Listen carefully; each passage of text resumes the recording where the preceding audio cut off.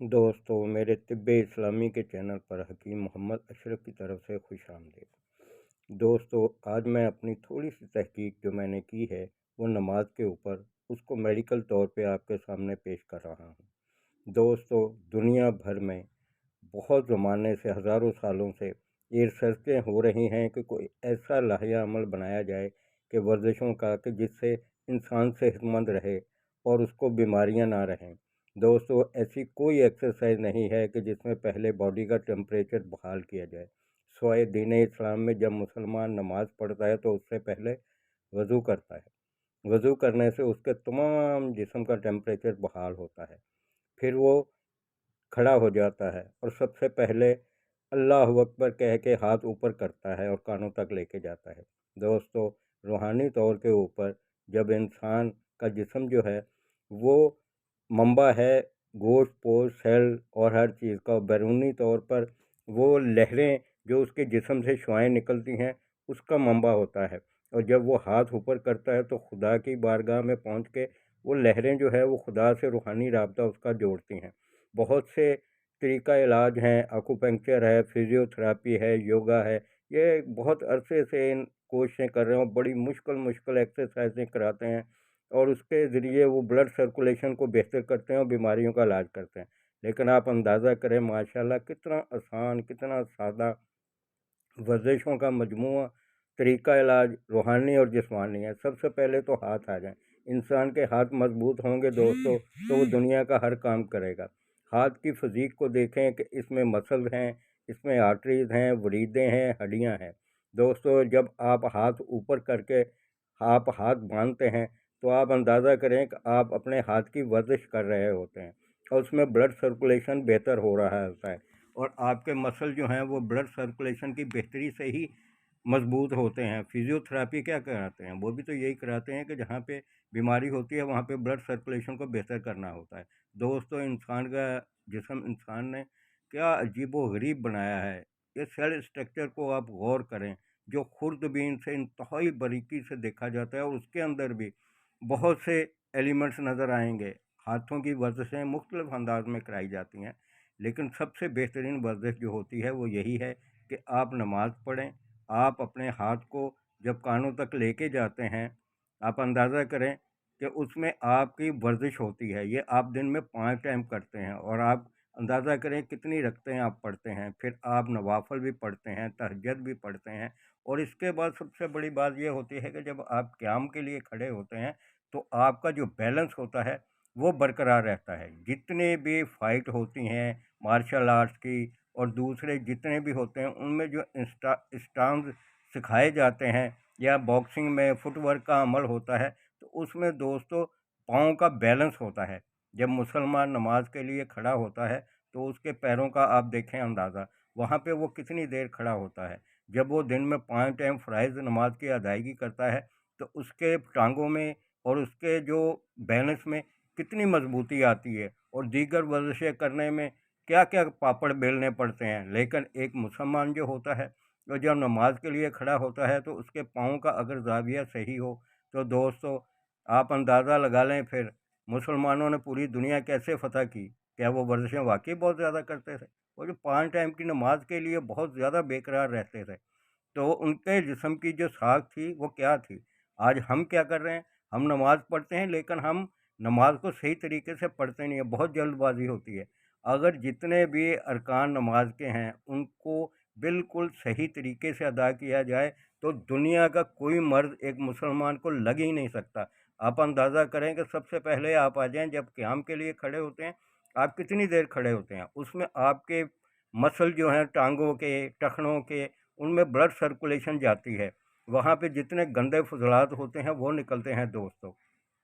आपके पिंडलियाँ, आपकी थाइज़, आपके जितने भी मज़बूत हैं ये जोड़, ये मज़बूत हो जाते हैं और अंदाज़ा करें कि उसके अंदर से जितनी भी गंदगी गलाज़तें होती हैं वो नमाज की वजह से दूर होती है।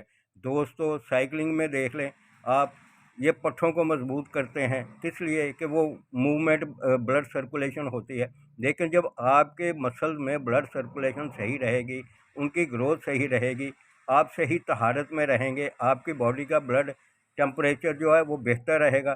तो दोस्तों मुझे बताएं कि उसमें मजबूती क्यों नहीं आएगी, बीमारियां क्यों नहीं दूर होंगी।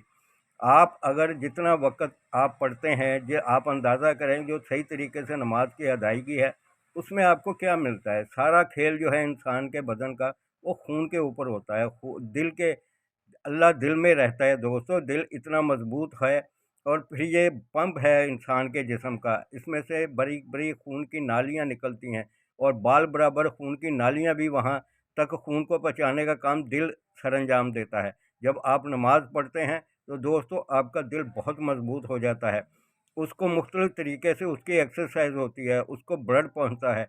आप अंदाज़ा करें जब मुसलमान रकू में जाता है, तो दोस्तों ये एक ऐसी एक्सरसाइज है कि आपको क्या बताऊं, इससे आपको इतने एडवांटेज मिलते हैं कि जिसका हिसाब नहीं है। इंसान का वजूद जो है उसमें सबसे ज़्यादा जो मेन किरदार है वो है उसकी हड्डियों का। पूरा हड्डियों का ढांचा जो होता है वो पूरे जिस्म के बोझ को उठाता है। दोस्तों जब इंसान रकू में जाता है तो उसका आप अंदाज़ा करें कि उसका जो ये बैलेंस है वो किस तरीके का है। वो कमान की तरह हो जाता है। उसमें रीढ़ की हड्डी जो है वो सबसे ज़्यादा इन्वॉल्वमेंट लेती है। उसके अंदर जितने भी अमराज होते हैं सबसे ज़्यादा तो वो उसको फ़ायदा होता है।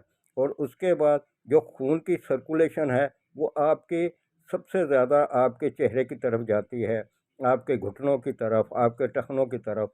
और दिमाग का जो सबसे बेहतरीन जो हिस्सा होता है वो उसका होता है नर्वस सिस्टम, जिसके ऊपर इंसान के पूरे जिस्म को कंट्रोल किया जाता है। और ये इतना नाजुक होता है कि आप अगर इसकी एनाटॉमी देखें तो हैरान रह जाए। कुदरत का अनमोल तोहफा। और रीढ़ की हड्डी ये एक ऐसी चीज़ है दोस्तों कि जो सबसे ज़्यादा आजकल इसमें अमराज में मुब्तला हुआ जा रहा है।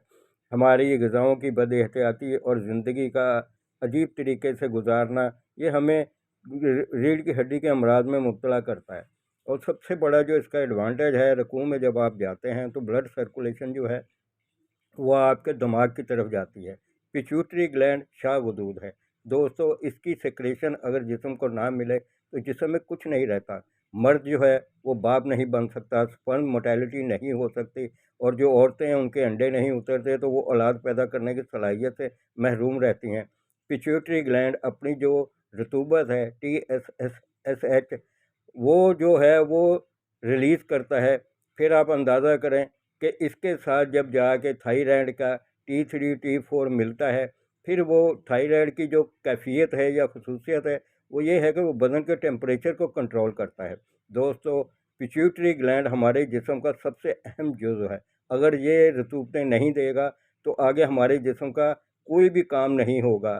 आप अंदाज़ा करें कि थायराइड इतना आजकल अमराज हो रहे हैं और मैं इतनी ट्रीटमेंट कर रहा हूँ, मैं हैरान रह जाता हूँ कि ये हमारी ग़िज़ाओं की बदएहतियाती है। अगर ग़िज़ाओं की भाइयों बदएहतियाती है, चीज़ें नहीं मिल रही, तो नमाज के ज़रिए तो हम अपना इलाज कर सकते हैं।